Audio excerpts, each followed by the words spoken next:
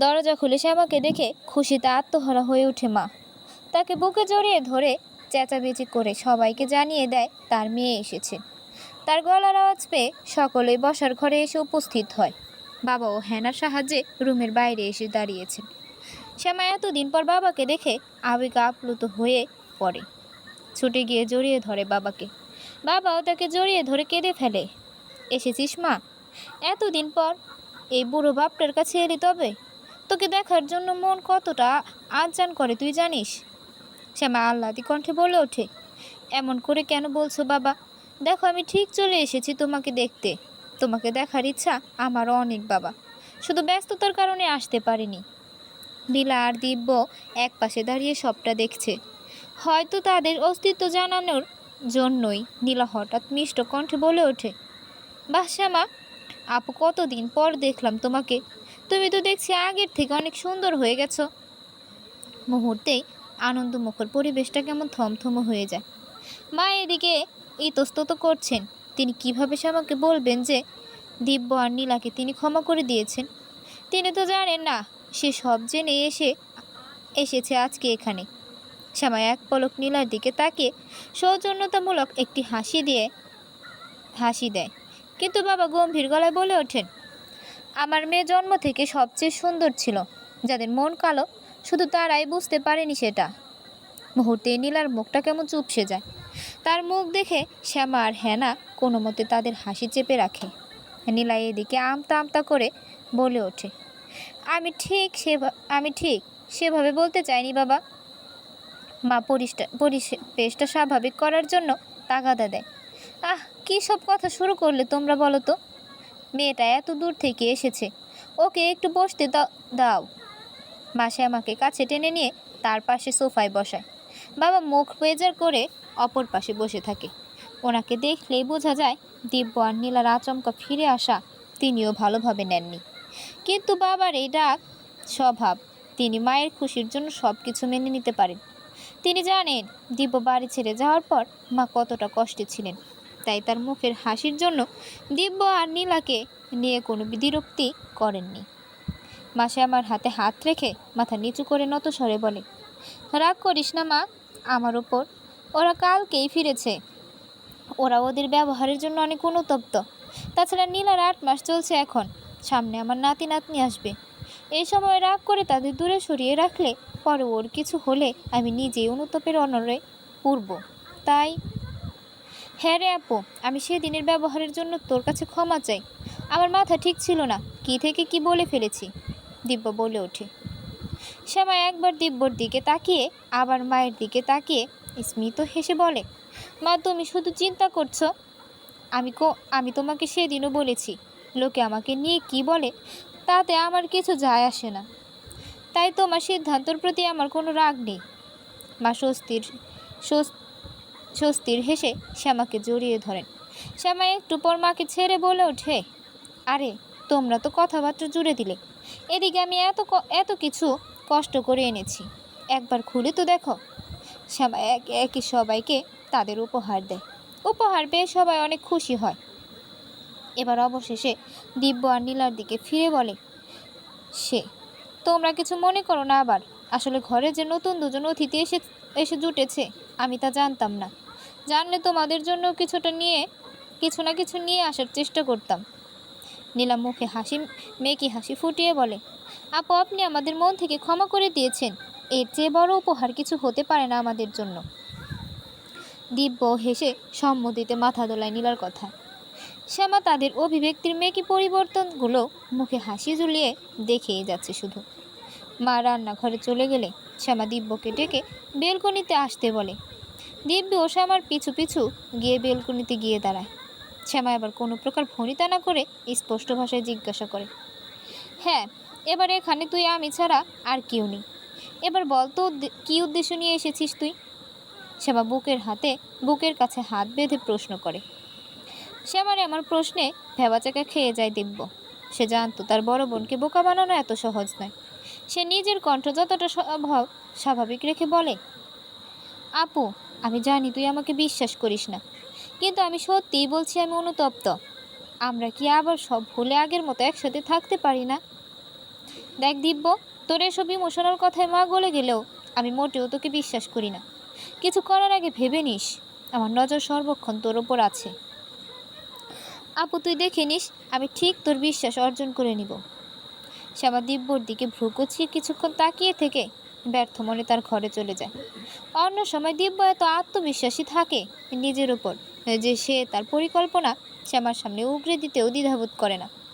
এবার এমন কি পরিবর্তন করেছে সে, যা তার সামনেও স্বীকার করছে না।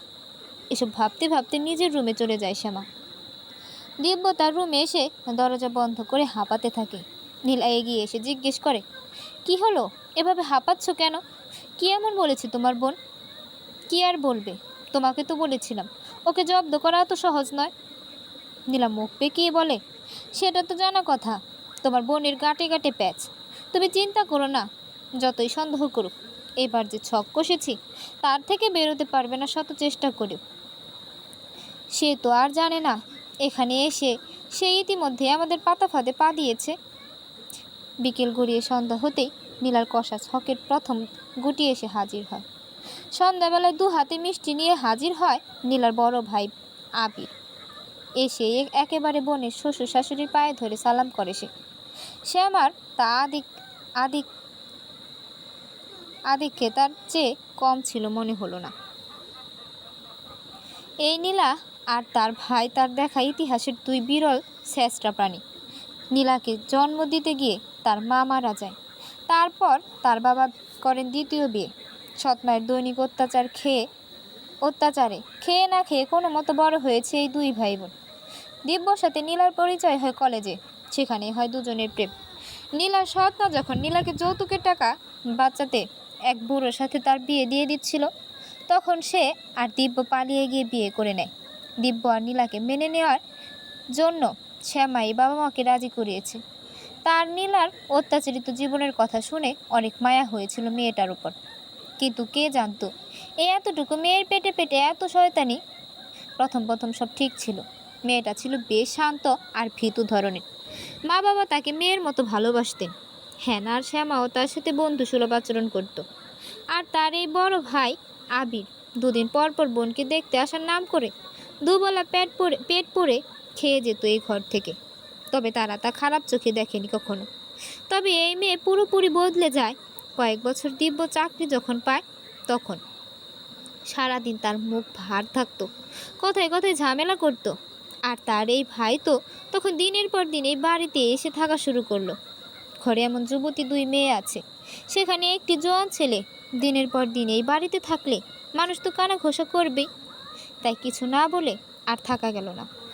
কিন্তু কিছু বললেই কথায় কথায় তার স্বামীর টাকার খোঁটা দেওয়া শুরু করে মেয়েটি। দিন রাত তাদের এই শান্তিপূর্ণ বাড়িতে শুরু হয় কলহ। শেষমেশ সে বাড়ি নিয়ে বিবাদ সৃষ্টি করে দিব্যকে পুরোপুরি আলাদা করে দেয় তাদের থেকে। সে যাক পুরনো কথা, কিন্তু এই আবির এত বছরে কোনো দিন এই বাড়িতে হাতে করে কিছু নিয়ে আসেনি। আজ হঠাৎ 2 হাত ভরে মিষ্টি নিয়ে হাজির হয়েছে। ব্যাপারটা কেমন ভালো ঠেকলো না তার কাছে। কথায় আছে না যে অতি ভক্তি চোরের লক্ষণ। মা সৌজন্যতামূলক হেসে বলে ওঠেন, কি ব্যাপার বাবা, হঠাৎ আজ এলে এতদিন পর? আর এত কিছু আনার কি দরকার ছিল? কি যে বলেন আন্টি, আপনারা হলেন আমার বোনের পরিবার, আর আমার কাছেও নিজের পরিবারের মতনই। এখানে খালি হাতে কি আসতে পারি? আমি অনেক খুশি হয়েছি নীলা আবার আপনাদের কাছে ফিরে এসেছে। আমি কখনোই চাইনিও আপনাদের ছেড়ে যাক কখনো। বলতে বলতে শ্যামার দিকে তাকে দাঁত বের করে হাসলো সে। শ্যামার কেন যেন গা ঘিন করে ওঠে সে বাঁকা হাসি দেখে। নীলা এদিকে গদগদ হয়ে বলে ওঠে, আরে মা, ওর থেকে কিছু চাইতে সংকোচ করবেন না। অফিসিয়াল চাকরি পেয়েছে ফ্যাক্টরিতে, পুরো 20,000 টাকা বেতনের। এখনও বিয়ে শাদী করেনি, টাকা খরচ করার মানুষ নেই এখনও। এই সুযোগে যত খুশি আবদার করবেন, একবার বউ আসলে আর সুযোগ পাবেন না। মা নীলার কথা শুনে হেসে ফেলে। আবিরও লাজুক হাসি দিয়ে নিচের দিকে তাকিয়ে থাকে। মা খানিকটা সৌজন্যতার খাতিরেই জিজ্ঞেস করেন, তা বাবা বিয়ে করছো না কেন? চাকরিও করছো, বয়সও হয়েছ, আর একা একা কদিন থাকবে? আজ্ঞে আন্টি, ভালো মেয়ে পেলে অবশ্যই করব বিয়ে। এই বলে লোকটি আবার তাকাইছে আমার দিকে। এই লোকটির মতিগতি একদম ভালো ঠেকছে না তার কাছে। এই লোক ঘুরে ফিরে তার দিকে তাকাচ্ছে কেন বারবার? সে অন্যদিকে তাকিয়ে থাকলো যাতে এই লোকের সাথে বারবার চোখাচোখি না হয়। কিন্তু নীলা এরপর যে কথাটি বলল তা শুনে তার চোখ বেরিয়ে যাওয়ার উপক্রম হয় যেন। নীলা যেন এই মোক্ষম সুযোগেরই অপেক্ষায় ছিল।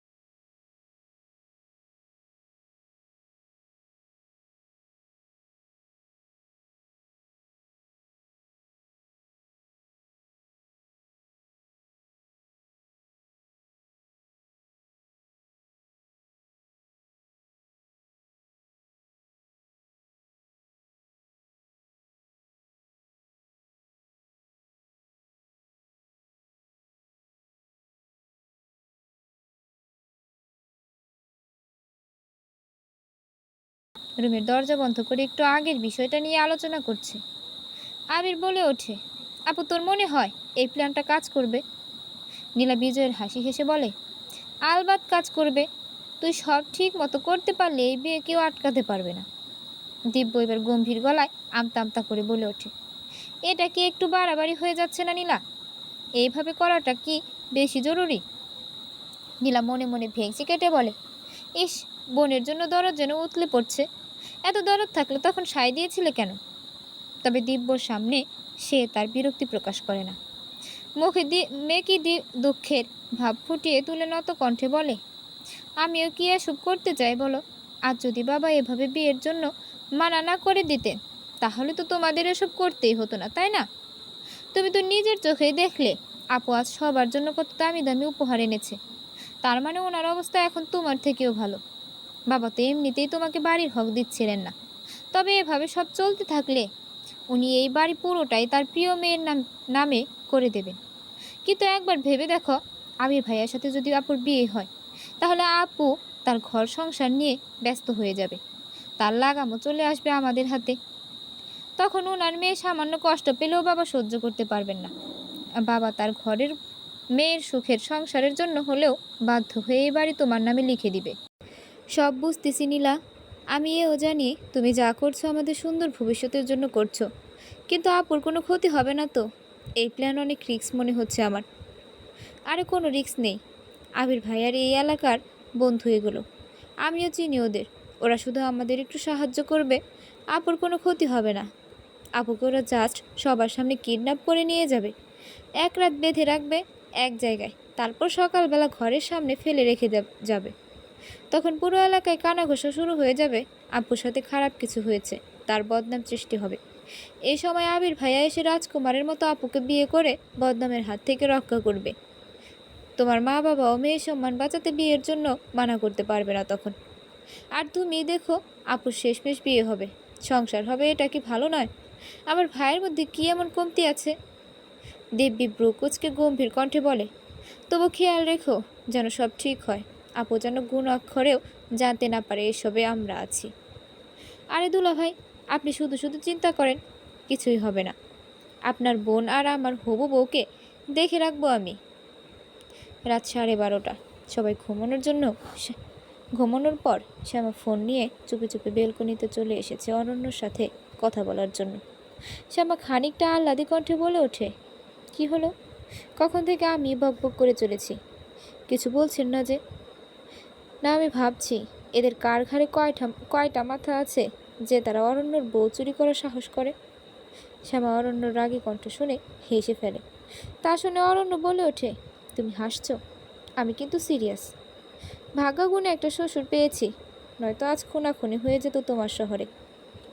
শ্যামা কোনো মতে হাসি চেপে বলে, অরণ্য প্লিজ হাসবেন না।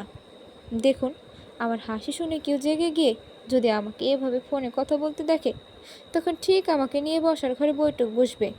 হতে পারে তোমার গুণধর শ্বশুর মেয়ে প্রেম করে শুনে এই আবিরের সাথে বিয়ে দিয়ে দেবে তোমার বউকে।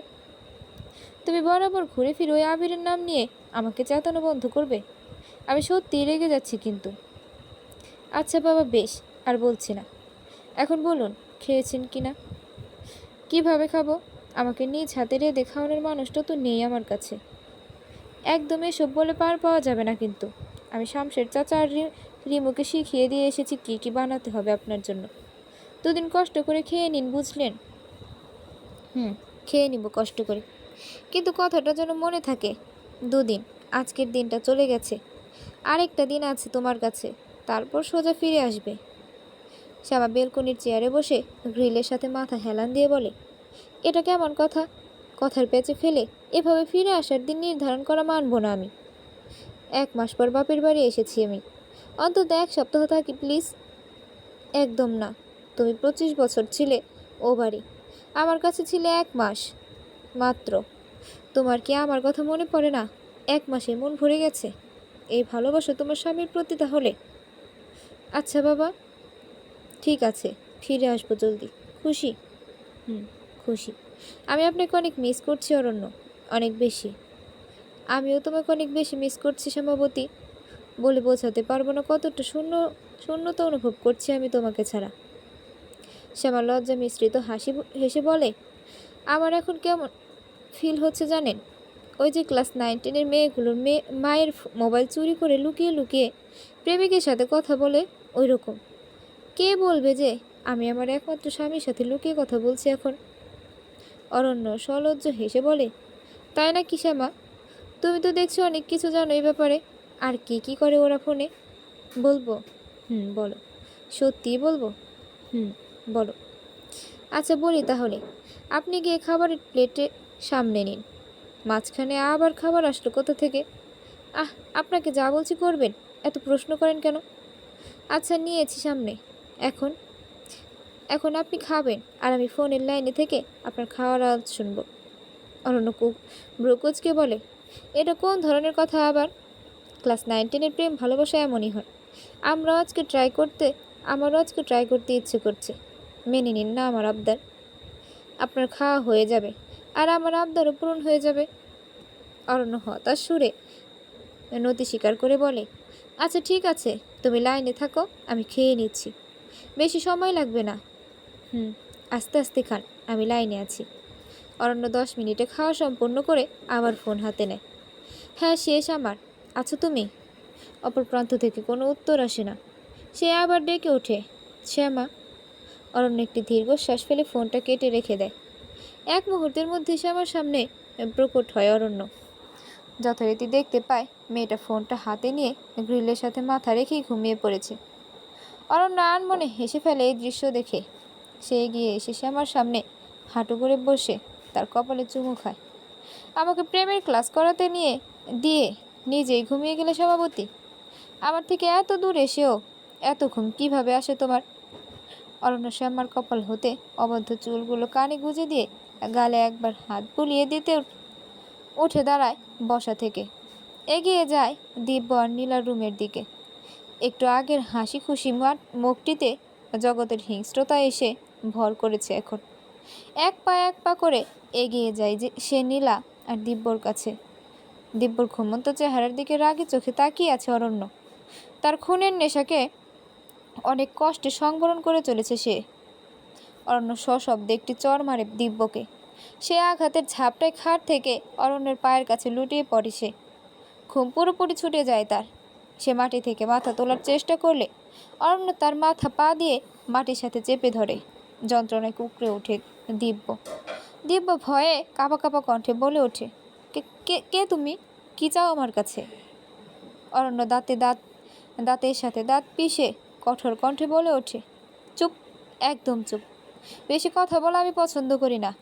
আমি যা বলছি চুপচাপ শুনে যাবি তুই শুধু। আমার জিনিসের দিকে কেউ হাত বাড়ালে সচরাচর তার হাতটাই ছিঁড়ে ফেলি আমি। কিন্তু তোর সৌভাগ্য যে তুই তার ভাই। তুই তাকে ছিঁড়ে ফেলার আগে একবার সতর্ক করে দিচ্ছি, জীবনের মায়া থেকে থাকলে সে আমার সাথে যা করবি ভেবেছিস ভুলে যা। জানালা গলে ভোরের আলো চোখে পড়তেই দিব্য ধরফরিয়ে উঠে বসে বিছানায়। সে কি তাহলে কোনো খারাপ স্বপ্ন দেখেছে কাল রাতে? হাঁপ ছেড়ে স্বস্তির নিঃশ্বাস ফেলে দিব্য।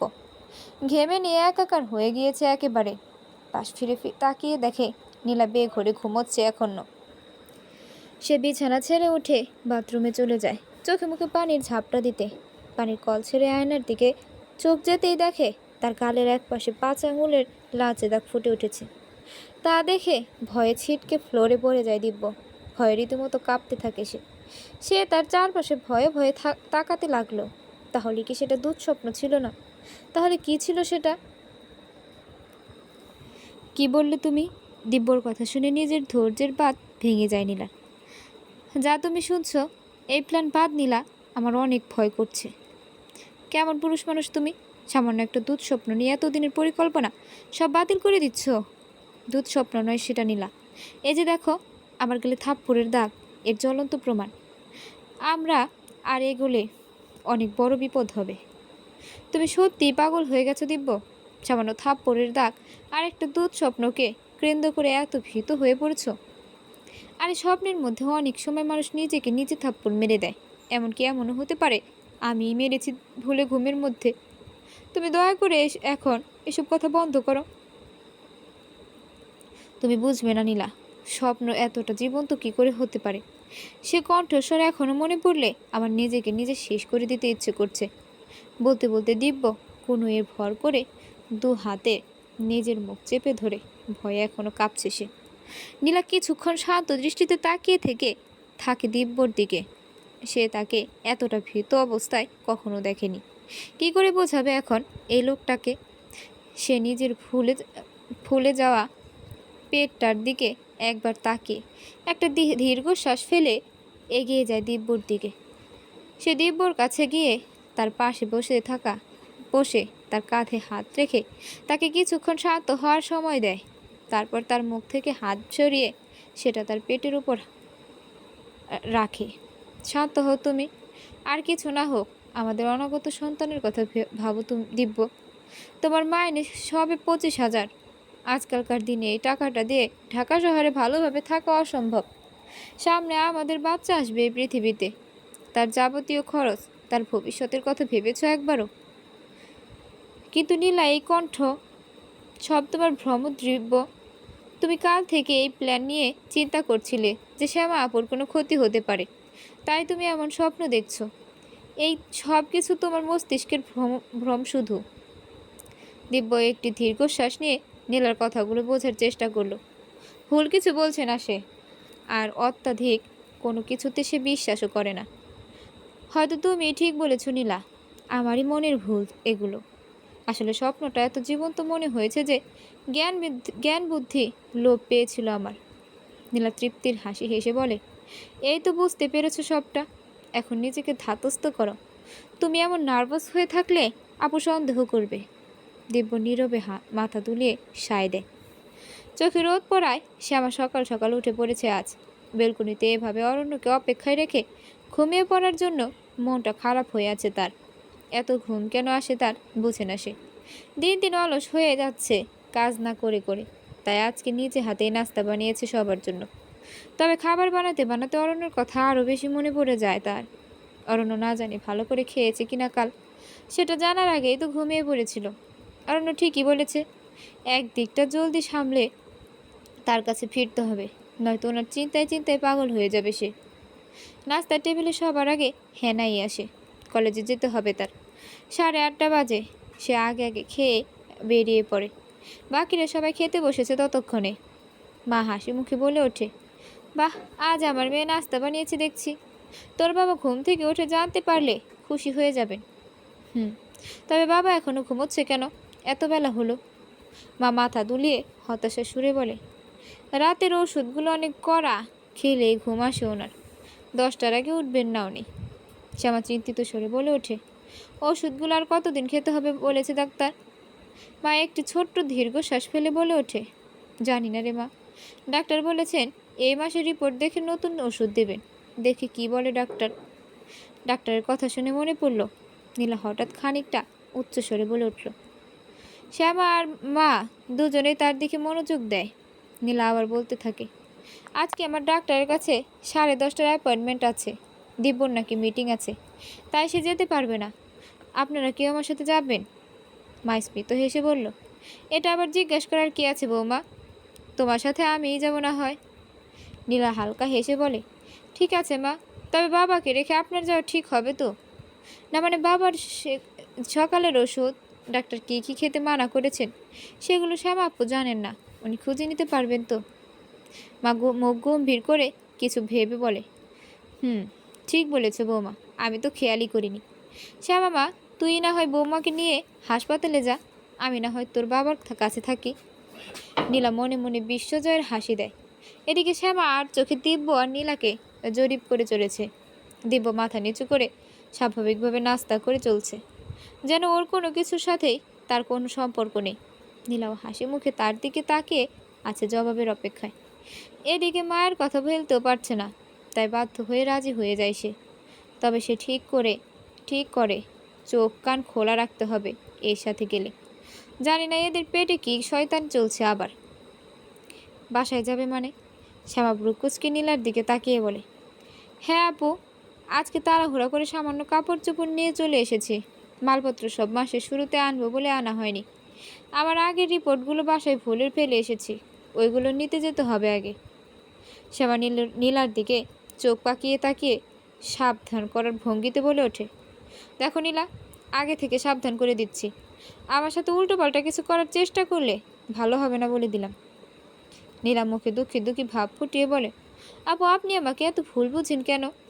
আমি এত বড় পেট নিয়ে নিজেই হাঁটতে পারি না। এই অবস্থায় আমি কি করব আপনার সাথে? আমি সত্যি রিপোর্ট ফেলে এসেছি। বলতে বলতে আবার চোখ থেকে টপ টপ দুফোঁটা অশ্রু গড়িয়ে পড়ে। শ্যামা এই মেয়ের কান্নার ট্যালেন্ট দেখে সবসময় অবাক হয়। কার থেকে এই ন্যাকামি ট্রেনিং নিয়েছে এই মেয়ে কে জানে। সে বিরক্তির সাথে জবাব দেয়, আচ্ছা বেশ, আর নাটক করতে হবে না, জলদি চলো। নীলা মুচকি হেসে সিএনজিতে উঠে বসে। শ্যামাও তার পাশে বসে পড়ে। নীলাদের ভাড়া বাসাটা বেশি দূর নয় এখান থেকে। 10 মিনিটের মধ্যেই পৌঁছে যায় তারা। ভাড়া মিটিয়ে শ্যামা নীলার উদ্দেশ্যে বলে ওঠে, আমি ভেতরে যাব না, গেটের বাইরে দাঁড়াচ্ছি, তুমি নিয়ে আসো গিয়ে। নীলা কোনো বিরক্তি না করে সম্মতি জানিয়ে গেটের ভেতর ঢুকে পড়ে। মুখে তার খেলা করছে কুটিল হাসি। সে মনে মনে বলে ওঠে, এত সাবধানতা অবলম্বন করে কি করবি বলতো? তোর বিপদ তো ভেতরে নাই, বাইরে তোর অপেক্ষা করছে। নীলা ভেতরে যাওয়ার পরেও অস্থির ভাব কাটে না শ্যামার। মন কেমন কু ডাক দিচ্ছে শুধু। সে গেটের থেকে দূরত্ব বজায় রেখে দাঁড়িয়ে আশেপাশে পরিবেশ পর্যবেক্ষণ করতে লাগলো। এমন সময় হঠাৎ একটা সিএনজি এসে দাঁড়ায় শ্যামার ঠিক পাশে। চমকে ওঠে, ভালো করে কিছু বুঝে ওঠার আগেই সিএনজি থেকে কাপড় দিয়ে মুখ বাঁধা দুজন নেমে একজন তাকে পেছন থেকে চেপে ধরে, আরেকজন নাকে একটা রুমাল চেপে ধরে। সাথে সাথে নিস্তেজ হতে থাকে তার শরীর। সে খানিকটা টের পেল তাকে টেনে নিয়ে সিএনজিতে তোলা হয়েছে। পুরোপুরি জ্ঞান হারাবার আগে সে শুধু আশেপাশের লোকজনের চিল্লাচিল্লির আওয়াজ শুনতে পেয়েছিল। রাত 8টা, পুরো বাড়ি জুড়ে মাতমের অবস্থা। মা কান্না করতে করতে বারবার নিস্তেজ হয়ে পড়েছে। হ্যানা মাকে সামলাচ্ছে। এখনও সে কলেজের ড্রেসটাই পরে রয়েছে। বাবা যেন শোকে পাথর হয়ে চোখের পলকও ফেলতে ভুলে গেছে। ঘরের যুবতী মেয়েকে এক রাস্তা মানুষের মাঝখান থেকে দিনে দুপুরে তুলে নিয়ে গেল। কেউ নাকি থামাতে পারেনি। এতটা জলদি হয়েছে সবটা। দিব্যপুর স্টেশন থেকে ফিরলে বাবা উৎসুক নয়নে তার দিকে তাকায়। দিব্য তার দিকে তাকিয়ে নিরাশর ভঙ্গিতে মাথা নাড়িয়ে বলে, রিপোর্ট লিখিয়ে এসেছি বাবা, তারা নাকি খোঁজ পেলে জানাবে। আমরা কিছু জানতে পারলে তাদের জানাতে বলেছে। বাবা ক্ষুব্ধ হয়ে বলে ওঠেন, আমরা আমাদের মেয়ের খোঁজ জানলে তাদের সাহায্য চাইতাম নাকি? আমার মেয়ে হাঁপাতে হাঁপাতে বাবা তার বুকের পাশটা চেপে ধরে। দিব্য এগিয়ে গিয়ে ধরে ফেলে বাবাকে। বাবা প্লিজ শান্ত হও তুমি। আপুকে জলদি খুঁজে পাওয়া যাবে। কোথায় খুঁজে পাওয়া যাবে? কে দেবে খোঁজ? আমার মেয়েটা না জানি কোথায় আছে। তারা কারা, কোন উদ্দেশ্যে নিয়ে গেছে তাকে? হে খোদা, আমার মেয়েটাকে রক্ষা করো তুমি। তার রক্ত ধাঁচের বাবাকে এমন ভেঙে পড়তে দেখে দিব্য নিজের ভেতর অনুশোচনা হতে শুরু করে। তার খুব করে বলতে ইচ্ছে করে আপু সকালের মধ্যে চলে আসবে, কিন্তু সে তা বলতে পারল না। অনেকটা এগিয়ে এসেছে সে এই পরিকল্পনায়। তার এখন আর পিছিয়ে যাওয়ার সুযোগ নেই। নীলা এদিকে অশ্রুসিক্ত নয়নে মনে মনে প্রার্থনা করে চলেছে দিব্য যেন সবটা আবার উগরে না দেয়। এই লোকটার মাথা সকাল থেকে ঠিক নেই। রাত 12:15। শ্যামাকে শহরের একটি নির্মাণাধীন ভবনের 3 তলায় চোখ হাত বেঁধে ফেলে রেখেছে আবির ও তার বন্ধুরা। সব ঠিক মতোই চলছে। মেয়েটার জ্ঞান এখনো ফিরেনি। আবির তার বন্ধুরা খানিকটা দূরে মদ্যপান করে মদ্যপ হয়ে আছে। তারা এই মুহূর্তে 4 জন এখানে। সাদমান আর আসিফি শ্যামাকে সিএনজিতে তুলে এনেছিল, আর সিএনজিটা হলো নাহিদের। আবির এখানে তাদের জন্য অপেক্ষা করেছিল। এরা 4 জন অনেক ভালো বন্ধু। রোজ নিয়ম করে রাতের বেলা মদের আসর বসানো, সেখানে দুনিয়ার যত অশ্লীল কথাবার্তা বলা, ছুটির দিনে নিয়ম করে এলাকার মেয়েদের ইফটিজিং করা, সব ধরনের অপকর্মে একে অপরের সঙ্গী তারা। এই মুহূর্তেও তাই করেছে। সাদমান তার গ্লাসের পানীয়টা এক চুমুকে শেষ করে অশ্লীলভাবে বলে ওঠে, দোস্ত ভাবির ফিগারটা কিন্তু জোস, পুরাই মাথা নষ্ট। আবির নেশার ঘরে গর্বের সাথে বলে, তাই না রে? আমিও পুরো অবাক হয়ে গিয়েছিলাম। মেয়েটা আগে এমন ছিল না, হঠাৎ করে এমন সুন্দর হয়ে গেছে দেখছি। আসফি হেসে বলে, তুই নিজেকে কীভাবে যে কন্ট্রোল করছিস কে জানে, আমি হলে তো এতক্ষণে। বলে নিজের ঠোঁট কামড়ে ধরে আসফি। আবির একটু ধমকে সুরে বলে, আমার মালে নজর দিস না আসফি। বন্ধু তো সব ভাগাভাগি করতে পারবো, কিন্তু বউ না। নাহিদ খানিকটা তাচ্ছিল্য স্বরে বলে ওঠে, বালের বউ তোর। তুই কি কাপুরুষ নাকি? বিয়ে যখন তোর সাথেই হবে, তখন তুই এখনো বসে আছিস কী জন্য? কিছু তো সুযোগ নেই। এই না, আমার বোন মানা আছে, কোনো গণ্ডগোল যাতে না করি, নয়তো প্ল্যান সব মাটি হয়ে যাবে। আরে ধুর, কিচ্ছু মাটি হবে না। মেয়েটার সাথে খারাপ কিছু হয়েছে বলে রটাতে হবে তো। তুই কিছু করলে সেটা আরও বাস্তব দেখাবে। আবির ঘোর লাগার দৃষ্টিতে শ্যামার দিকে তাকিয়ে থাকে। একটা শুকনো ঠোক গিলে আসফির দিকে নিশ্চয়তার জন্য তাকিয়ে বলে, বলছিস সত্যি কিছু হবে না তো? আরে কিচ্ছু হবে না, বিয়ে তো তোর সাথেই হবে, তুই করতেই পারিস। আর আমরা করতে না পারলেও একটু দেখি কি বলিস। আসফির কথা শুনে সবাই উচ্চস্বরে হেসে ফেলে। আবির বন্ধুদের কথায় মনোবল পেয়ে টলতে টলতে এগিয়ে যায় শ্যামার কাছে। শ্যামার জ্ঞান পুরোপুরি না ফিরলেও ওষুধের প্রভাব কমে আসায় তার একটু হুঁশ রয়েছে। আবছা আবছা ভাবে লোকগুলোর কথা তার কানেও এসেছে। তার মস্তিষ্কে এখনও সবটা ধোঁয়াশা হলেও এটুকু বুঝতে পারে সে সামনে অনেক বড় বিপদ তার। কী করে রক্ষা করবে নিজেকে? নিজের সর্বোচ্চ শক্তি প্রয়োগ করেও হাতের একটা আঙুল খানিকটা নাড়াতে পারল সে। শুধু হতাশায় চোখের কার্নিশ পেয়ে নোনা জল গড়িয়ে পড়ে তার। হঠাৎ করে অনন্যকে একবার জড়িয়ে ধরতে, তার বুকে মাথা রাখতে অনেক ইচ্ছা করছে। তার একমাত্র শান্তির স্থান, যেখানে মাথা রাখলে জগতের সকল কঠিন পরিস্থিতি মোকাবেলা করার অদম্য শক্তি চলে আসে, সেখানে এই ইহজগতের সব কষ্ট ভুলে থাকা যায়। মস্তিষ্কে অতিরিক্ত চাপ পড়ার কারণে হয়তো আবার জ্ঞান হারাতে শুরু করে সে। পুরোপুরি জ্ঞান হারানোর আগে তার নাকে একটি অতি পরিচিত আতরের সুবাস ভেসে আসে বলে মনে হয়। কিছু সুবাস তা বুঝে ওঠার আগেই জ্ঞান হারায় সে।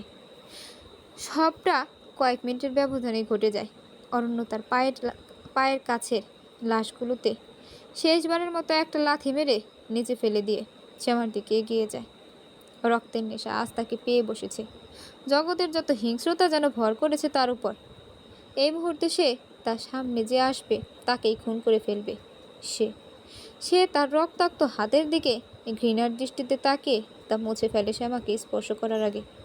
একে একে শ্যামার হাতের এবং চোখের বাঁধন খুলে দেয় অরণ্য। তারপর তার মাথাটা নিজের বুকের সাথে মিশিয়ে নেয়। তার চোখে মুখে বেদনার ছাপে স্পষ্ট ফুটে উঠেছে। শ্যামার মুখের দিকে তাকিয়ে আত্মগ্লানি মিশ্রিত কণ্ঠে বলে ওঠে অরণ্য, আমাকে ক্ষমা করে দিও শ্যামা, তোমার অরণ্যকে ক্ষমা করে দিও প্লিজ। কালই যদি সবগুলোকে শেষ করে দিতাম তাহলে আজ তোমাকে এত বড় বিপদে পড়তে হতো না। ছাড়বো না আমি ওদের কাউকে, ছাড়বো না। বলতে বলতে কান্নায় ভেঙে পড়ে অরণ্য। আর কখনো নিজের প্রিয় মানুষকে নিজের সামনে শেষ হতে দেখতে চায় না সে। কখনো সে নিজেকে আবার সেই কষ্টের মধ্য দিয়ে যেতে দেবে না। মনে মনে প্রতিজ্ঞা করে সে। রাত 1:30, এখনো সে আমাদের বাড়িতে আলো জ্বলছে। কারো চোখে ঘুমের লেশ মাত্র নেই, কারো খাওয়া দাওয়া হয়নি। নীলা চুপি চুপি কিছু খেয়ে নিয়েছে। বিরক্ত হয়ে পড়েছে সেই নাটক করতে করতে। জলদি জলদি সকালটা হলেই বাঁচে। এমন সময় বাড়ির দরজায় কড়া ঘাত শুনে সকলে সজাগ হয়ে যায়। এই সময় কে এলো?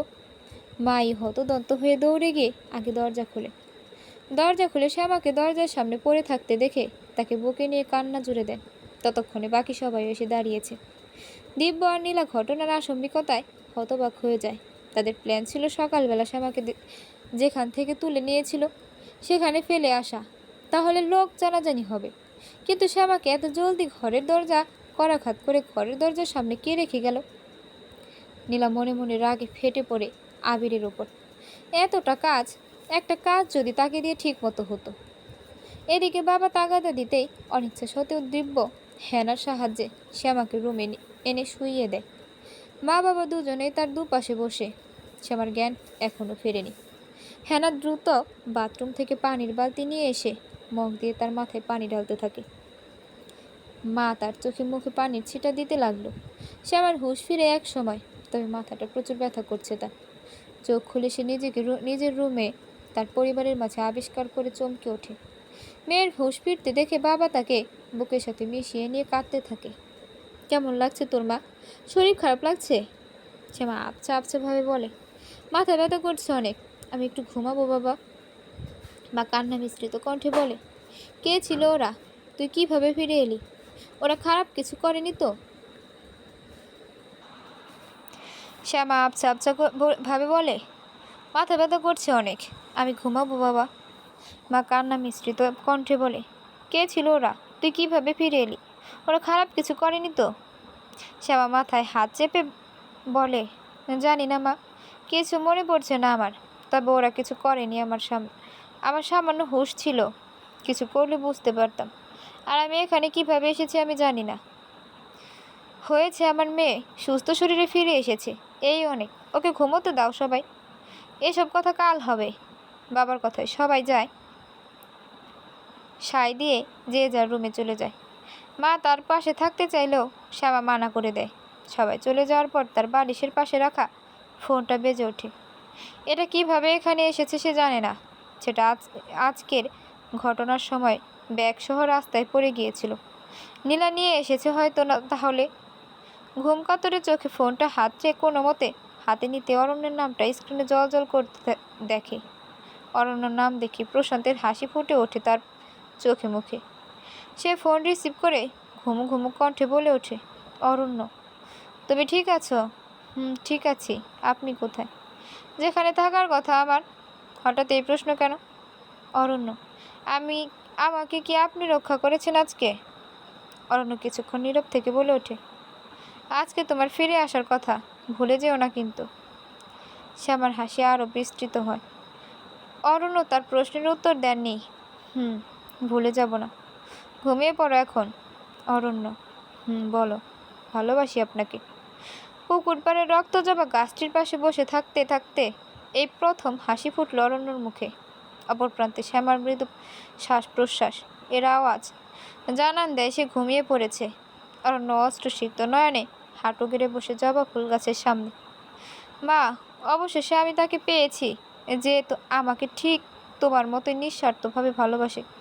কিন্তু আমি ওকে ভীষণ ভালোবেসে ফেলেছি। আমি কি করব এখন? এদিকে দিব্য আর নীলার চোখে ঘুম নেই। নীলা আবিরকে ফোন করেই চলেছে, কিন্তু কেউ রিসিভ করছে না ফোন। রাত গজরাতে গজরাতে ফোনটা বিছানায় ছুঁড়ে মারে নীলা। একটা কাজ এগুলোকে দিয়ে হয় না। এত কষ্ট করে প্ল্যান এতটা এগিয়েছিল বল সব জ্বলে গেল। দিব্য এদিকে ইতস্তত করে বলে, ওদের সাথে খারাপ কিছু হয়নি তো? নয়তো ওরা এমন করার কোনো কারণ নেই। ওদের আবার কি হবে? 4টি জোয়ান ছেলেকে তোমার বোন একা কী করতে পারবে? শ্যামা আপনয় নীলা, কিন্তু ওই স্বপ্নের ব্যক্তিটা। শুকনো ঢুক গেলে বলে দিব্য। নীলা বিরক্তিতে চোখ মুখ কুঁচকে ফেলে। দেখো, আমার মাথা কিন্তু এই মুহূর্তে এমনিতেই খারাপ। আবার এসব অবাস্তব কাহিনী শুরু করো না এখন। আমার কথা যদি অবাস্তব হয়ে থাকে, তাহলে আমার থেকে বেশি কেউ খুশি হবে না নীলা। চলো ঘুমিয়ে পড়ো, বাকিটা সকালে দেখা যাবে। আমার আর ভালো লাগছে না এসব। শ্যামার সকাল সকাল ঘুম ভেঙে যায় খিদের কারণে। প্রচুর খিদে পেয়েছে তার। কাল সকালের পর কিছুই খাওয়া হয়নি তার। মাথা ব্যথাটাও এখনো কমছে না। 1 কাপ চা দরকার এই মুহূর্তে। এত সকালে কেউ ওঠেনি। নিজে কোনো মতে টলতে টলতে বাথরুমে গিয়ে হাত মুখ ধুয়ে গোসল করে নেয়। চুল মুছতে মুছতে রান্নাঘরে এগিয়ে যায় কিছু খাওয়ার জন্য। সেখানে গিয়ে দেখতে পায় হেনা চুলের চা বসাচ্ছে। শ্যামাকে দেখে তার মলিন মুখে হাসি ফুটে ওঠে। আপু, তুই উঠেছিস? আমি চা বসিয়েছি, তোর জন্য বানাই? শ্যামা হেসে চেয়ার টেনে বসতে বসতে প্রতি উত্তর করে, হ্যাঁ রে হেনা, 1 কাপ চা করে দে। চা বানা, মাথা প্রচুর ব্যথা করছে। হেনা সম্মতিতে মাথা দুলিয়ে বয়াম থেকে প্লেটে বিস্কুট বের করে রাখে। তো আজকে এত জলদি উঠে গেলি রে সকালে? হেনা একটু দীর্ঘশ্বাস ফেলে বলে, ঘুমই আসেনি। কাল সত্যি ভয় পেয়ে গেছিলাম আপু। একদিকে তোকে কারা তুলে নিয়ে গেছে, এদিকে বাবা মা দুজনেই অসুস্থ হয়ে পড়েছিল। আমি অনেক ভয় পেয়ে গিয়েছিলাম। তোমাদের কিছু হলে আমি কি করব? শ্যামা তার ছোট বোনের মনোভাব বুঝতে পারে। পরিবারে যা হচ্ছে সেটা তার ছোট বোনের মনটাও প্রভাব ফেলছে। সে চায় না তার বোন এই বয়সে হতাশাগ্রস্ত থাকুক। সে কিছু হয়নি এমন ভাব ফুটিয়ে তোলে, বলে, আরে পাগলি বোন আমার, কিছু হয়নি তো, দেখ সব ঠিক আছে, এসব নিয়ে এত ভাবিস না। তার সান্ত্বনা হেনার উপর কতটা কাজ করলো কে জানে। সে আর কোনো প্রতি উত্তর করে না। চা হয়ে গেলে 2 কাপ চা বানিয়ে 1 কাপ শ্যামাকে দেয়, আর আরেক কাপ নিজে নিয়ে টুল টেনে শ্যামার পাশে বসে পড়ে। চায়ের কাপে চুমুক দিতে দিতে অনেকটা সুস্থ বোধ করে শ্যামা। একটু পর হেনা খানিকটা ইতস্তত কণ্ঠে বলে, আপু, তোর কি মনে হয় এসবের পিছনে দিব্য ভাইয়া থাকতে পারে? শ্যামা অবাক হয় যে হেনা ও ব্যাপারটা ধরে ফেলেছে। সে কথাটা তুলতে চাইছিল না কারো সাথে। অবশ্যই এর পেছনে দিব্য ভাই আর নীলা রয়েছে। দিব্য আর নীলার ফিরে আসা, বিয়ের প্রস্তাব, নীলার সাথে বের হতে কিডন্যাপ হওয়া, সব কিছু কাকতালীয় ঘটনা হতে পারে না। শ্যামা চায়ের কাপ রেখে হেনার হাতে হাত রাখে। এই কথাটা মা বাবার সামনে কখনো বলিস না হেনা।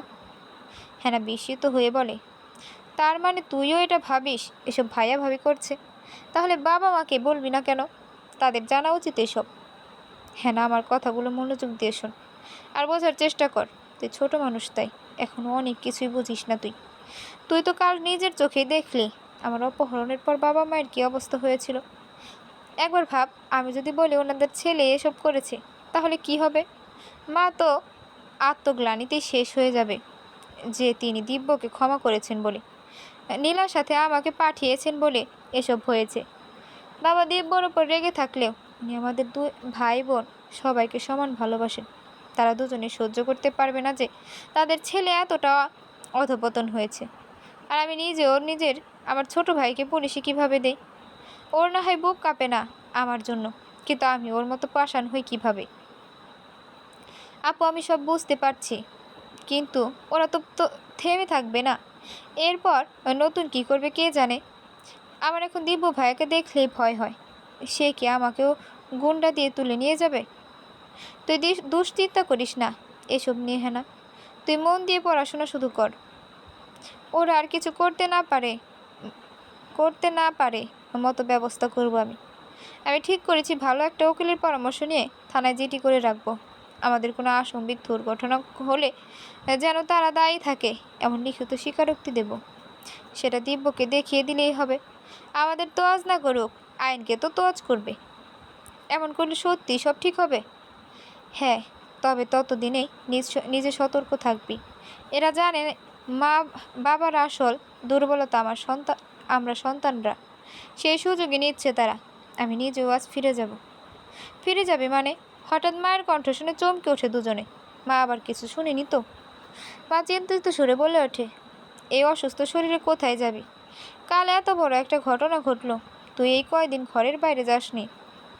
সেবা নিশ্চিত হয় যে মা শোনেনি।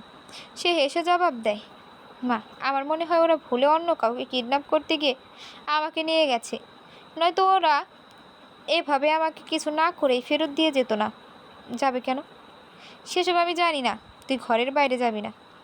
শ্যামা ওঠে মাকে জড়িয়ে ধরে বলে, লক্ষ্মী মা আমার, এত চিন্তা করো না।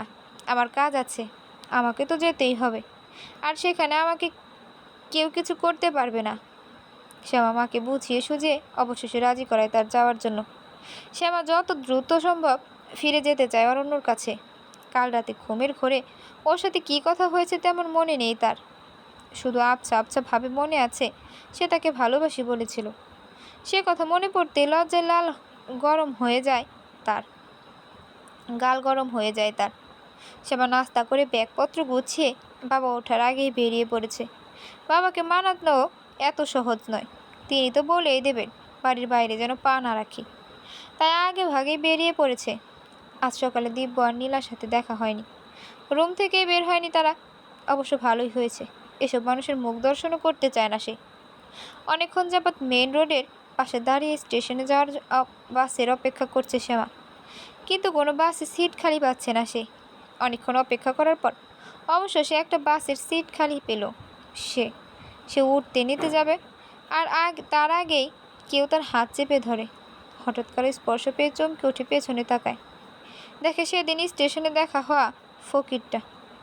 আজও সেই একই ছেঁড়া আলখেল্লা, মাথায় রংচাটা গামছা, কাঁধে সেই পুটলি, এক গাল দাড়িতে লুকায়িত অমায়িক এক হাসি দিয়ে লোকটি বলে ওঠে, মারে, ওপরওয়ালার নামে কিছু দিবি? বড্ড খিদে পেয়েছে। এদিকে বাসের হেল্পার তাগাদা দেয়, ম্যাডাম উঠলে ওঠেন, বাস ছাইরা দিব এখন। শ্যামা পড়ে যায় দোটানায়। সেদিন অভুক্ত বৃদ্ধটা যে টাকা নেয় না, শুধু খিদে লাগলে কিছু খাবার চায়, তাকে মানা করে দিবে। আবার আজকে বাসের যা ঝামেলা। এই বাস ছেড়ে দিলে এর পরের বাস কখন পাবে তার ঠিক নেই। দোটানার মাঝে সে ঠিক করে নেয় সে না হয় পরের বাসটাই নিবে। এই বুড়োটাকে খাবার না দিয়ে গেলে সারা রাস্তা তার মন খারাপ থাকবে। সে হাসি খুশি হেল্পারকে বলে, ভাইয়া আপনি অন্য যাত্রী নিয়ে নিন, আমি উঠবো না। হেল্পার বিরক্ত হয়ে বলে, আপা উঠবেন না যখন কেন শুধু দেরি করাইলেন? শ্যামা কোনো মতে মাপ চেয়ে বলল আসতে নেয়। তখন বৃদ্ধ ফকির মুখ বেজার করে বলে, আরে যা যা, তোর গাড়ি এমনিতেও কাউকে গন্তব্যে নিতে পারবে না। হেল্পার তার কথা গায়েও মাখল না। শ্যামাও তার কথাটি বোধগম্য হয় না। সে স্মৃত হেসে লোকটিকে অপেক্ষা করতে বলে দোকান থেকে খাবার কিনতে যায়। দাম মিটিয়ে ফিরে আসতে আসতে দেখে বাস ছেড়ে দিয়েছে। সে বৃদ্ধ ফকিরের দিকে খাবার এগিয়ে দিয়ে বলে, এই নিন চাচা, গরম গরম পরোটা বানিয়েছি, আর কিছু খাবেন? বৃদ্ধ ফকির হেসে মাথা দুলিয়ে তার হাত থেকে খাবার নিতে চাইলে বলে, না রে মা, আর কিছু লাগবে না। তোর উপর আমি সন্তুষ্ট। তুই আমাকে দুইবার খুশি করেছিস, তোকে আমিও কিছু দিতে চাই। শ্যামা আশ্চর্য হয়ে যায় ওনার কথা শুনে। উনি আবার কি দিবেন আমাকে? সে হঠাৎ অবাক দৃষ্টিতে তাকিয়ে আছে। দেখে বৃদ্ধটি তার পুটলি হাত রাখছেন। সেখান থেকে তিনি দুটো কালো সুতা বের করে তার হাতে ধরিয়ে দিয়ে বলে, এই নে ধর, এটা তোর স্বামীর হাতে বাঁধবি, আরেকটা নিজের হাতে। ভাগ্য তোদের জোড়া চিরকালের জন্য বেঁধে দেবে। শ্যামা লোকটির অত্যাধিক কথাবার্তা বোধগম্য হওয়ার আগে চারদিকের হট্টগোলের আওয়াজ দৃষ্টি আকর্ষণ করে তার। লোকজন হইচই করে রাস্তার দিকে ছুটছে। লোক মুখে যা শুনল তার অর্থ এই দাঁড়ায় যে একটু আগের বাসটি সামনের মোড়ে অ্যাক্সিডেন্ট করেছে। বাস আর ট্রাকের মুখোমুখি সংঘর্ষে কারো বেঁচে ফেরার আশঙ্কা নেই তেমন। শ্যামা চমকে উঠে দ্রুত তার সামনের বৃদ্ধটির দিকে তাকায়, কিন্তু সামনে কেউ নেই। সে আশেপাশে তাকিয়ে খুঁজেও লোকটিকে আর দেখতে পেল না। কয়েক মুহূর্তের ব্যবধানে যেন গায়েব হয়ে গিয়েছেন তিনি। শ্যামা সেখানেই বাকরুদ্ধ হয়ে দাঁড়িয়ে ভাবতে থাকে, লোকটি কি তাহলে এজন্যই বলেছে বাস গন্তব্যে যাবে না? আর তিনি সে সময় না আসলে এই মুহূর্তে সে এই বাসে উঠে যেত। হয়তো আজই মৃত্যু ঘটত তার। তাহলে লোকটি কি তাকে রক্ষা করলো? কে উনি? ভাবতে ভাবতে মনের অজান্তেই শ্যামা তার হাতের কালো সুতা দুটি শক্ত হাতে মুঠ করে নেয়। বেলা 11টা। নীলার ফোন বেজে ওঠে হঠাৎ। মাত্র নাস্তা সেরে এসেছে। রাতে দেরি করে ঘুমানোর ফলে দেরিতে উঠেছে সে আর দিব্য আজ অফিস যায়নি। ফোন হাতে নীলা দেখে আবিরের নাম্বার থেকে এসেছে কল। ফোনটা সাথে সাথে রিসিভ করেই এর আগে ফেটে পড়ে নীলা, এতক্ষণ পর ফোন করার সময় হয়েছে তোর? জলদি এসে দেখা কর, আমার অনেক কথা আছে তোর সাথে। আমি পুলিশ বলছি। অপর প্রান্ত থেকে অকাত্য পুরুষ কণ্ঠের বলা বাক্যটি শুনে চমকে ওঠে নীলা। দিব্য কিছুটা দূরেই নীলাকে লক্ষ্য করছিল আবিরের ফোন আসার পর থেকে। নীলার অভিব্যক্তি এমন রাগ থেকে ভীত হতে দেখে চিন্তায় পড়ে যায় সে তার কাছে এগিয়ে গিয়ে ইশারা জিজ্ঞেস করে কি হয়েছে। নীলার দিব্যর দিকে এক পলক তাকে ফোন লাউড স্পিকারে দিয়ে জিজ্ঞেস করে, পুলিশ? জি। এই ফোনের মালিক কি আপনার পরিচিত কেউ? আপনার অনেকগুলো মিস কল দেখা যাচ্ছে। শেষ কথা আপনার সাথে হয়েছে। ওনার সাথে কি কোনো সম্পর্ক আছে আপনার? নীলা কাঁপা কাঁপা কণ্ঠে বলে, উনি আমার আপন বড় ভাই। কেন, কি হয়েছে? আর তার ফোন আপনার কাছে কেন? অপর প্রান্তের লোকটি একটি দীর্ঘশ্বাস ফেলে বলে, আমরা একটি নির্মাণাধীন ভবনের নিচে আজ সকালে 4টি লাশ পেয়েছি। লাশের অবস্থা শোচনীয়। সার্চ করতে গিয়ে এই ফোনটি পেয়েছি আমরা। লাশ আপনার ভাইয়ের কিনা তা শনাক্ত করার জন্য আপনাকে একবার থানায় আসতে হবে ম্যাডাম। সবটা শুনে নীলা বাকরুদ্ধ হয়ে যায়। আবিরও তার বন্ধুদেরকে মেরে ফেলেছে। সে ভয়ে কাঁপতে কাঁপতে দিব্যর দিকে তাকায়। সে দেখতে পায় দিব্যর মুখে রক্ত সরে গিয়েছে, যেন ভয়ে রীতিমতো কাঁপছে সে। শ্যামা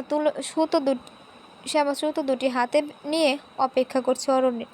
সে অনেক ভেবেছে এটা নিয়ে। আর অত্যাধিক কোনো বিষয়ে বিশ্বাস করতে মন চায় না তার। হতে পারে তার সাথে যা ঘটেছে তা নিতান্তই কাকতালীয় ঘটনা।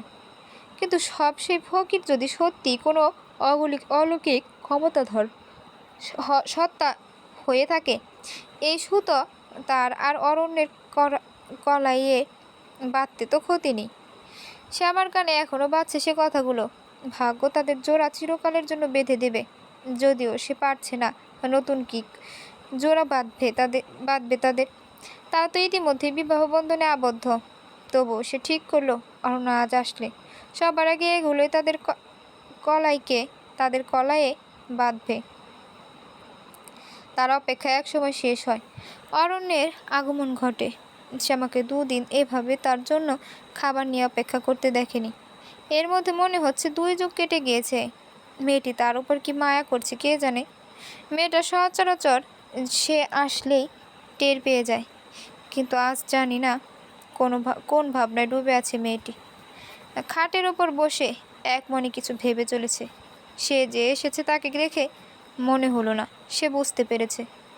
অরণ্যের মাথায় একটা দুষ্টু বুদ্ধি আসে আগে তাকে অন্যমনস্ক দেখে।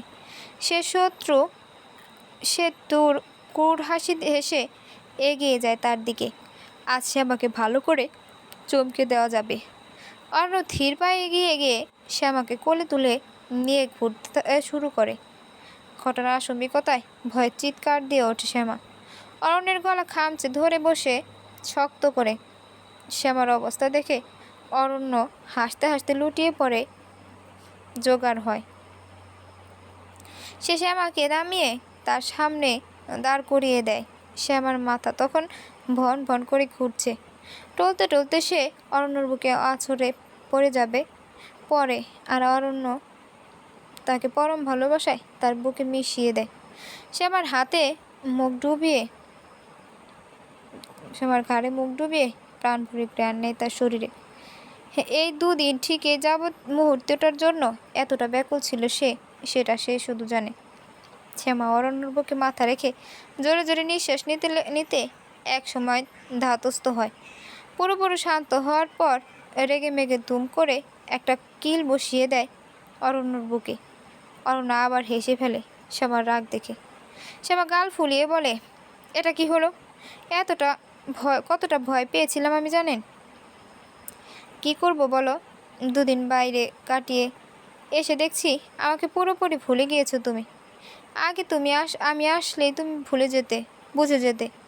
আর আজ আমি এসেছি বুঝতেও পারোনি তুমি। তাই তো তোমার মস্তিষ্ক থেকে অন্য ভাবনাগুলো ঝেড়ে ফেলে দিলাম। আমার সমস্ত ভাবনা জুড়ে শুধু তুমি থাকবে শ্যামাবতী। আমি আপনার কথা ভুলে যাইনি, আপনার কথাই ভাবছিলাম আমি। অরণ্য শ্যামার উন্নত কোমর জড়িয়ে ধরে তাকে কাছে টেনে নিয়ে ঘাড় চুমু খায়। শ্যামা অরণ্য সংস্পর্শে কেঁপে ওঠে, তার ঘাড় খামচে ধরে। অরণ্য শ্যামার কানে মুখ নিয়ে এগিয়ে নেশানো কণ্ঠে বলে ওঠে, এত গভীরভাবে কি ভেবেছিলে আমাকে নিয়ে শ্যামাবতী? অরণ্যর প্রশ্নটা বোধগম্য হতে কিছু সময় লাগে শ্যামার। সে ঘরের মধ্যে চলে যাওয়া যতবার অরণ্য এভাবে স্পর্শ করে তার হুঁশ ফিরে, তখন মনে পড়ে সে কোনো গভীর চিন্তার মাঝে ছিল সে একটু আগে। সাথে সাথে অরণ্যকে ঠেলে দিয়ে দূরে সরে দাঁড়ায় সে। অরণ্য এদিকে হঠাৎ তার রোমান্স ভাটা পড়ায় ভ্যাবাচাকা খেয়ে যায়। সে অবাক হয়ে জিজ্ঞেস করে, এটা কি হলো? তুমি সত্যি দুদিনে অনেক পাল্টে গিয়েছো শ্যামা। তার কণ্ঠে অভিমান স্পষ্ট। শ্যামা জোরে জোরে শ্বাস নিয়ে তার তীব্র হৃদয় স্পন্দনকে স্বাভাবিক করার চেষ্টা করতে করতে বলল, আমার থেকে 2 মিনিট দূরে থাকবেন অরণ্য। আমার অনেক জরুরি একটা কাজ আছে।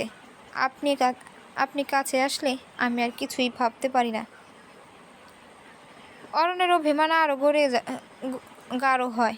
সে দুঃখ ভারাক্রান্ত গলায় বলে, এখন তুমি আমাকে সরাসরি তোমার থেকে দূরে থাকতে বলছো? শ্যামা জবাবে হাসবে না কাঁদবে বুঝে উঠতে পারে না। সে তার বিরক্তি কোনো মতে দমন করে শান্ত গলায় বলে, আপনি একটু চুপ করবেন? কথাটা তো শুনবেন আমার। আরও কি শোনার বাকি আছে? আপনার হাতটা দিন এদিকে। শ্যামা আর কথা না বাড়িয়ে বলে।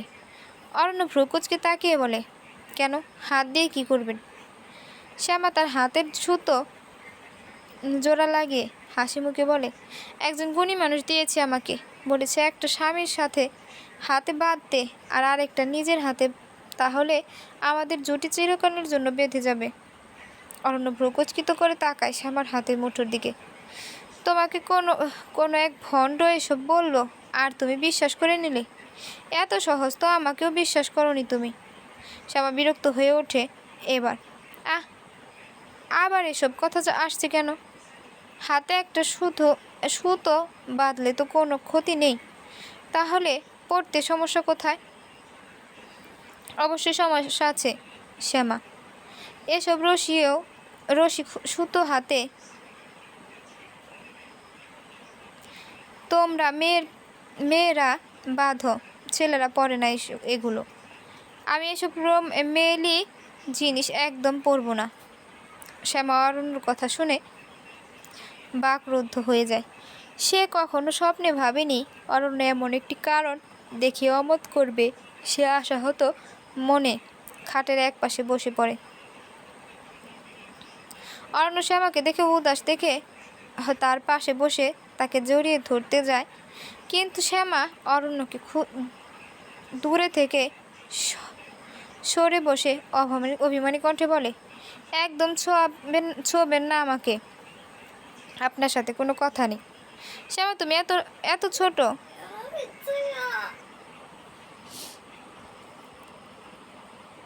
শ্যামা তুমি এত ছোট্ট একটি বিষয় নিয়ে রাগ করছো কেন?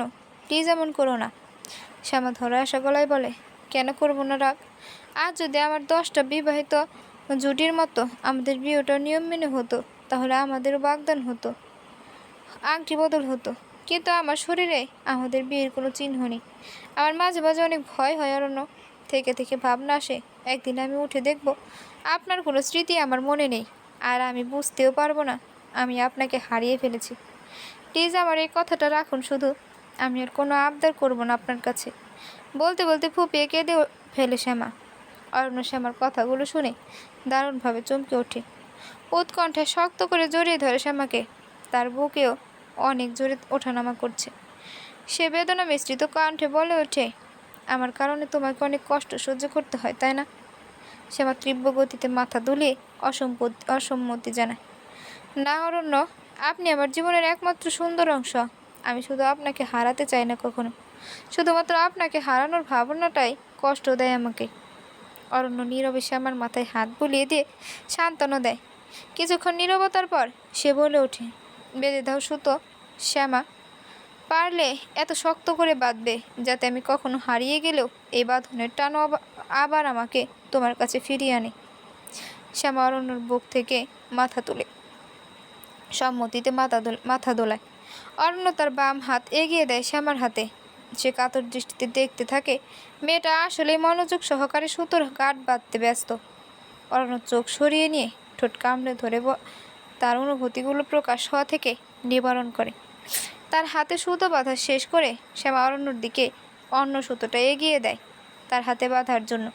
অরণ্য তা হাসি মুখে গ্রহণ করে শ্যামার হাতে শক্ত করে বেঁধে দিতে দিতে মনে মনে প্রার্থনা করে এই বাঁধন যেন সত্যি তার ভালোবাসা মানুষটির সাথে তাকে বেঁধে দেয় চিরকালের জন্য। শ্যামা অনেক খুশি হয় অরণ্য তার কথা মেনে নেওয়ায়। সে হাসি মুখে অরণ্যকে খাওয়া শুরু করার জন্য তাগাদা দেয়। দুজনকে খাইয়ে দিতে দিতে শ্যামা তাকে সব কিছু খুলে বলে কি হয়েছে এই 2 দিন তার সাথে, কিভাবে তাকে তুলে নিয়ে যাওয়া হয়েছিল, কিভাবে সে আশ্চর্যজনকভাবে ফেরত এসেছে ঘরে। অরণ্য চুপচাপ শুধু শুনে গেছে। তার মন অনেক বিক্ষিপ্ত এই মুহূর্তে। খাওয়া দাওয়া শেষ করে অরণ্য খাবার ট্রেটা পাশের টেবিলে সরিয়ে রাখতে রাখতে শ্যামা তাকে প্রশ্ন করে, আচ্ছা অরণ্য, সেদিন যে আমাকে রক্ষা করেছিল সেটা আপনি? তার কথা সম্পূর্ণ হওয়ার আগে অরণ্য তার ঠোঁট দিয়ে শ্যামার মুখ বন্ধ করে দেয়। আসম্বিক ভালোবাসার বহিঃপ্রকাশে চমকে ওঠে শ্যামা। সে প্রথম রাতের পর এই প্রথম অরণ্য তার ধরে চুমু খেয়েছে। আর এবারেরটা অনেক বেশি সময় নিয়েছিল। অরণ্য তাকে নিয়ে সেই অবস্থায় একটু শুয়ে পড়ে। শ্যামা উত্তেজনায় অরণ্যর চুল খামচে ধরে। এভাবে কতটা সময় অতিবাহিত হয়েছে শ্যামা জানে না। তবে অরণ্য যখন অবশেষে তখন তারা দুজনেই অরণ্য শ্যামার ঘাড়ে নাক ডুবিয়ে দিয়ে শ্বাস নিতে নিতে বলে, বড্ড বেশি কথা বলো তুমি শ্যামা। শ্যামার মস্তিষ্ক কেমন শূন্য মনে হয় তার। আবেগে অরণ্যকে জড়িয়ে ধরে সে ভুলে যায় কী নিয়ে কথা বলছিল সে। দীর্ঘক্ষণ এভাবে নীরবে থাকার পর অরণ্য তার কপালে চুমু খেয়ে বলে, ঘুমিয়ে পড়ো শ্যামা, আজ আমার একটা কাজ আছে, তাই আজ আমাকে একটু জলদি যেতে হবে। হঠাৎ এই মুহূর্তে এমন কথা বলা অবাক হয়ে যায় শ্যামা। খানিকটা আশাহত গলায় বলে সে, ঘুমিয়ে যাব মানে? আপনি এত জলদি চলে যাবেন? শ্যামার আশাহত গলা শুনে অরণ্য দুষ্টু হেসে শ্যামার নাকে নাক ঘষে বলে, কেন শ্যামা, না ঘুমিয়ে তোমার অন্য কিছু করার ইচ্ছা ছিল নাকি? কথাগুলো শুনে লজ্জায় গাল গরম হয়ে যায় শ্যামার। অরণ্যকে বুকে ধাক্কা দিয়ে অন্য পাশ ফিরে বালিশে মুখ লুকিয়ে বলে সে, আপনি এতটা অসভ্য। অরণ্য হেসে শ্যামাকে পেছন থেকে জড়িয়ে ধরে তার কানে কানে বলে ওঠে, তোমার ইচ্ছেটা আজ পূরণ করতে পারছি না বলে রাগ করো না শ্যামা। আজকের কাজটা শেষ করে আসি, কাল না হয়। শ্যামা কোনোই দিয়ে গুঁতো দেয় অরণ্যকে চুপ করার জন্য। শ্যামাকে এভাবে লজ্জা পেতে দেখে হেসে ফেলে। তারা এখন আর একটু থেকে তাকে আরও লজ্জা দিতে ইচ্ছে করছে, কিন্তু তার মনে সুপ্ত ইচ্ছেটাকে দমিয়ে রাখে সে। তার আজ অসমাপ্ত কাজটা সম্পূর্ণ করতে হবে। তার কাজ সে ফেলে রাখা পছন্দ করে না। সে শেষবারের মতো শ্যামার হাতে চুমু খেয়ে বিদায় জানিয়ে চলে যায়। অরণ্য চলে যেতেই চোখের বাঁধন খুলে ফেলে শ্যামা। বালিশ জড়িয়ে ধরে, লজ্জায় মুখ চেপে ধরে দু হাতে। মনে মনে বলে, অসভ্য লোক একটা, খালি আমাকে লজ্জা দেয়। কিন্তু এত রাতে ওনার কী কাজ থাকতে পারে?